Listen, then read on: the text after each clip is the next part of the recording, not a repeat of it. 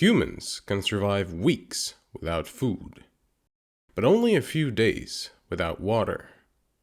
And yet, most of us spend far more time thinking about food than water.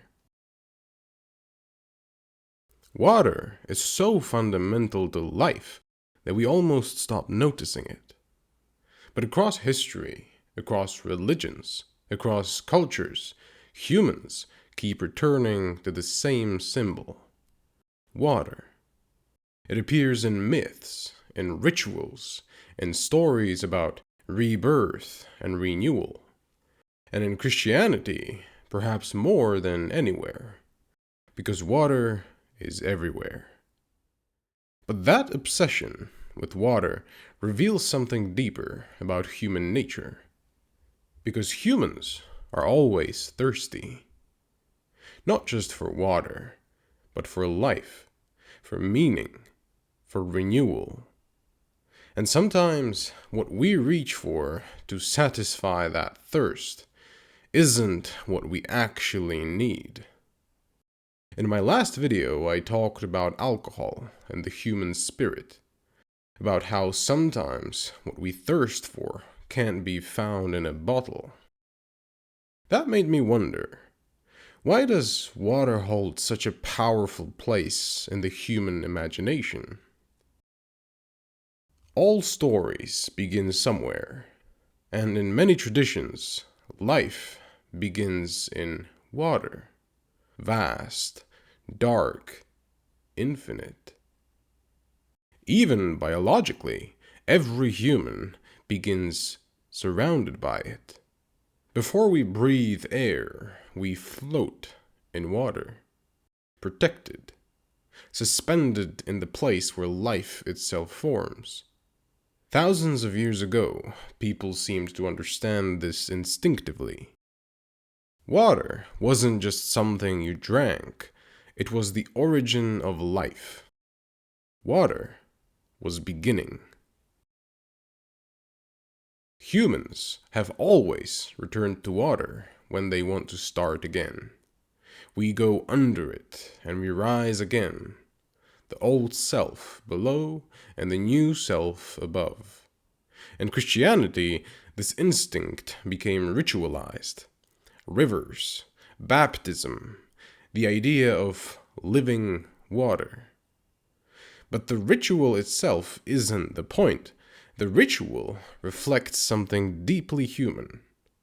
We are always searching for clarity, for renewal, for some way to wash away what burdens us and begin again. And water became the symbol of that hope. But in many cultures, especially Christian ones, another drink appears alongside water: wine.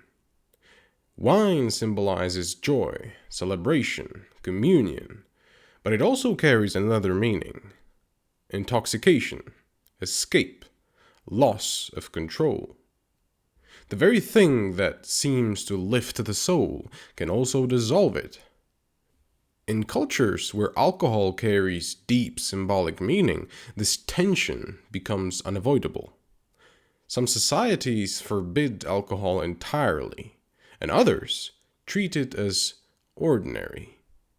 But when a culture places both water and wine at the center of its rituals, the symbolism becomes complicated. I mean, look at the Czech Republic. Who the hell sells champagne to kids, guys?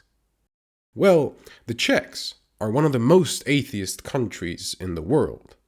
They've largely stepped away from religious spirits. But humans don't just stop needing a little ritual, a little celebration, a little spirit. So in a way, the Czech society just replaced it with alcohol. It's not about drinking or not drinking. It's about finding a tangible way to mark life's moments. But let's be honest, guys. Czech beer is the best. The spirit is searching for fulfillment, and sometimes the wrong drink promises it. The real question is whether we're actually thirsty, or just trying to forget that we are.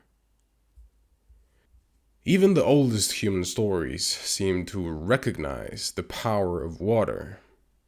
People wandered the deserts, desperate for life, and sometimes water appeared where no one expected it. Life-giving things are often hidden. They must be approached carefully, because not all thirst is the same. Not all water satisfies. In Islamic tradition, water carries deep meaning as well. In lands where water was scarce, it was treated as a precious gift. Sharing water became an act of generosity, a reminder that life itself is fragile.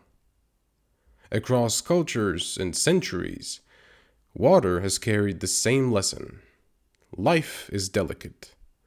Thirst is urgent. And what truly nourishes us is often simpler than what we imagine. And if you're watching during Ramadan, happy Ramadan. I hope I'm not making anyone too thirsty with all this talk about water. Water gives life. Water restores life. But humans often reach for things that only imitate what we truly need. Alcohol is sometimes described as the paint thinner of the soul. It dissolves more than it nourishes. And the soul does not thirst for thinner. It thirsts for water. And maybe the real challenge of being human is learning the difference.